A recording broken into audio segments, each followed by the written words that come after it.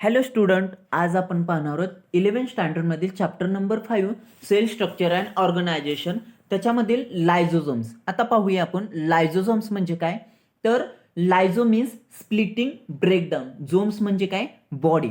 तर आता पाहूया definition of lysosomes. A lysosomes organelle is eukaryotic cell containing degradation enzyme in membrane.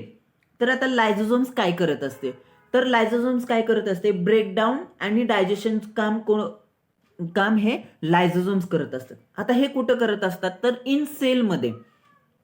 In सेलमध्ये जे डिग्रेडेशन आणि ब्रेकडाऊनचं किंवा त्यालाच काय म्हटलं जातं डायजेशन, असं काय करत असते लायझोझोम्स, हे त्याचं फंक्शन आहे. तर आपण पाहूया की आता लायझोझोम्स कोणत्या सायंटिस्टनं डिस्कवर केले. त्या सायंटिस्टचं नाव आहे क्रिस्टन डी डेव 1949.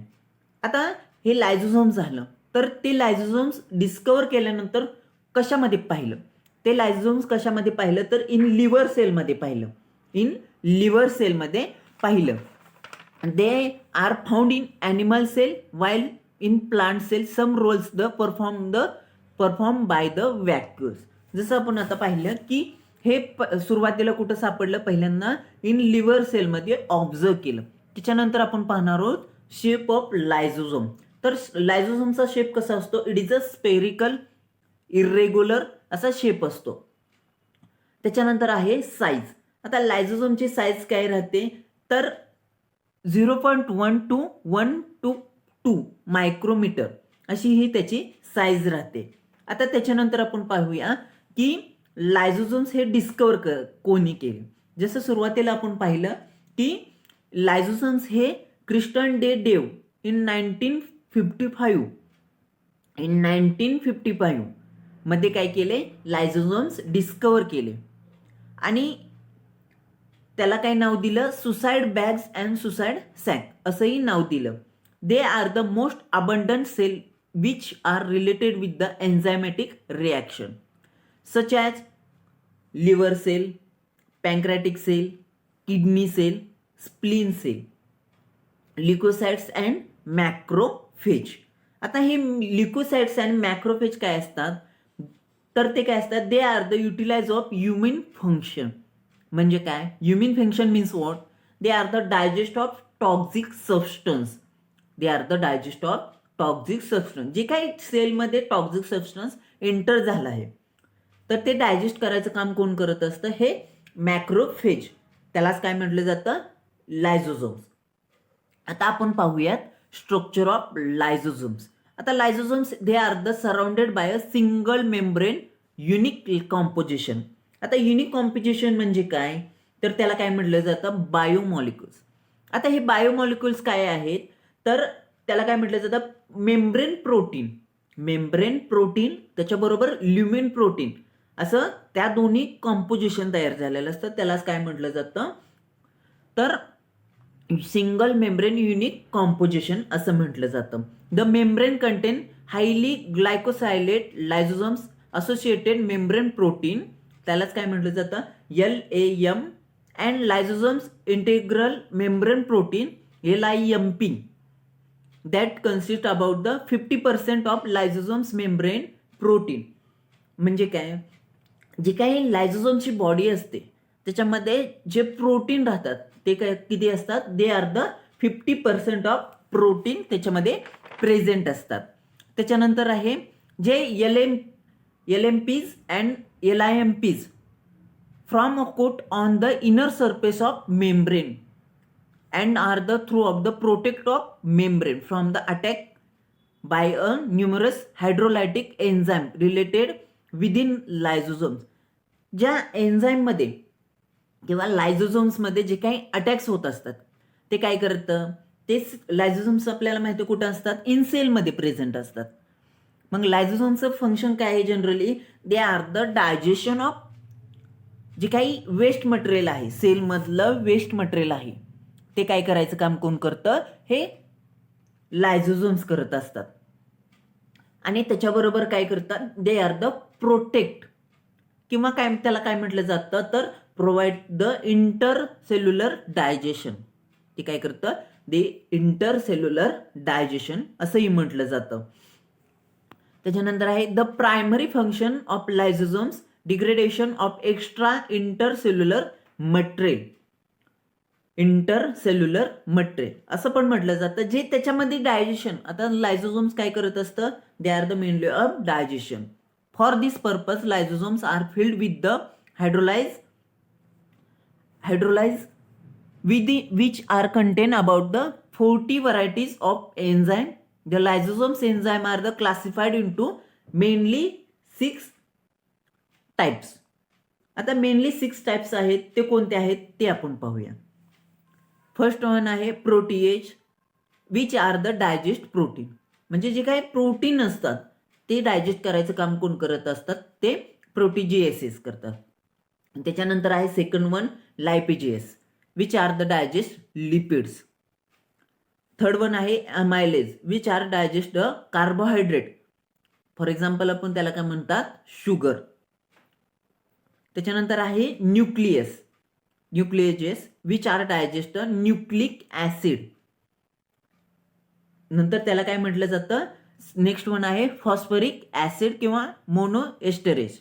मोनोएस्टरेज म्हणजे काय, तर जे लायझोझोम्समध्ये एन्झाईम आहेत, ज्या लायझोझोम्समध्ये एन्झाईम आहेत ते काय करायचं काम कोण करतं, तर कॅटलाइज करायचं काम कोण करतं, कोण, मोनोएस्टरेज किंवा फॉस्फरिक ऍसिड असेही सुद्धा म्हटलं जातं.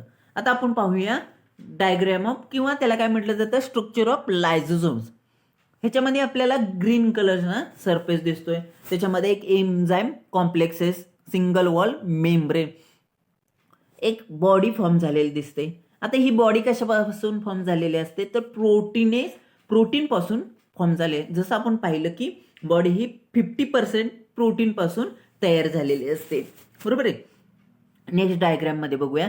ही जी लायझोझोमची डायग्राम आहे ते कशामध्ये स्कॅन केले, इलेक्ट्रॉन मायक्रोस्कोप मध्ये हे जे लायझोझोम्स आहेत ते ऑब्झर्व केले.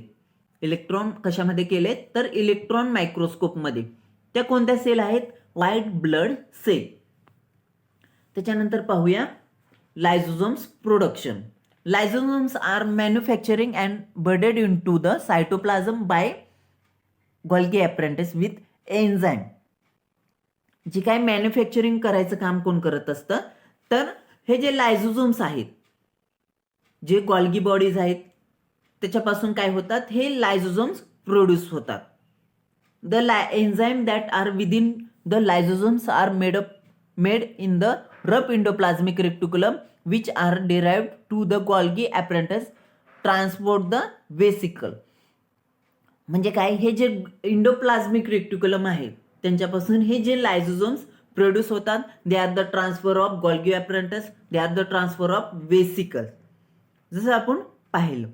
ओके, ही बघा, जे गोल्गी ॲपरेंटिस आहेत त्याच्यापासून काय होतात, तर they are the produce of the primary lysosomes आणि सेकंडरी लायझोझोम्स. ही काय, स्ट्रक्चर ऑफ गोल्गी ॲपरेंटिस आणि they are the produce of lysosomes. त्याच्यामध्ये मग प्रायमरी लायझोझोम्स आहेत आणि सेकंडरी लायझोझोम्स आहेत. ओके, त्याच्यानंतर आपण पाहणार आहोत type of lysosomes. First one आहे primary lysosomes are small sac like structure enclosing enzyme synthesis by rough endoplasmic reticulum. They are storage of enzyme. They are also said the storage of granules. जे आता आपण सुरुवातीला पाहिलं की लायझोझोम्समध्ये काय असतात, 50% of protein असतात. तसंच त्याच्यामध्ये डिफरंट एन्झाईम काय केले जातात, स्टोअर केले जातात. आता नेक्स्ट वन आहे secondary lysosomes. They are the form by fusion of primary lysosomes with the phagosomes. हे झालं प्रायमरी लायझोझोम्स आणि सेकंडरी लायझोझोम्स. त्याच्यानंतर आपण पाहणार आहोत the secondary lysosomes contain the engulfed material and enzyme. The material are progressively digestive vacuoles. त्यालाच काय म्हटलं जातं, डायजेस्टिव्ह एन्झाईम असं म्हटलं जातं. इनग्लब म्हणजे काय, ते ज्या एन्झाईम मध्ये, कोणत्या एन्झाईम, प्रायमरी लायझोझोम्स असतील किंवा सेकंडरी लायझोझोम्स असतील, ते काय झालेले असतात, एकमेकांच्यात गुंतलेले असतात. एकमेकांच्यात काय झालेले असतात, गुंतलेले असतात. त्याच्यानंतर आहे फंक्शन. फंक्शन आहे heterophagy, program of cell death, autophagy, autolysis, fertilization आणि लास्ट वन आहे क्रोमोझल डॅमेज. आता फंक्शन आपण बघूया हेट्रोफॅगी.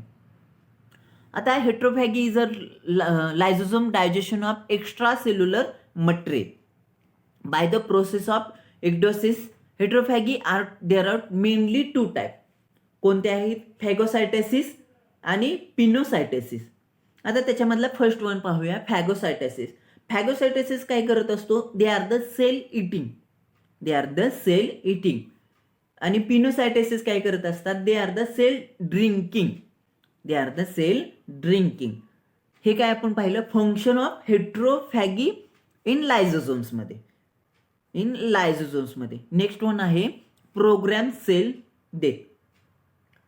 आता the given their high level of hydrolytic enzyme lysosomes are potentially harmful of the cell. Partially and selectively lysosomes membrane permeabilization LMP include the control of cell death. म्हणजे काय? ज्या सेलमधले date होत असतात, ज्या सेलमध्ये डेट होत असतात किंवा न्यू सेल फॉर्म होते, पण ज्या ओल्ड सेल असतात त्याच्यावरती कंट्रोल म्हणजे डेड होण्यापासून वाचवण्याचं काम कोण करत असतात? तर ह्या प्रोग्राम सेल डेथ करत असतो, LMP. त्यालाच काय म्हटलं जातं? LMP असं म्हटलं जातं. LMP procure the translation of lysosomes connect to be the cytoplasm. To be the cytoplasm. हे झालं the function of program cell death of lysosomes. त्याच्यानंतर आहे ॲटोफॅगी.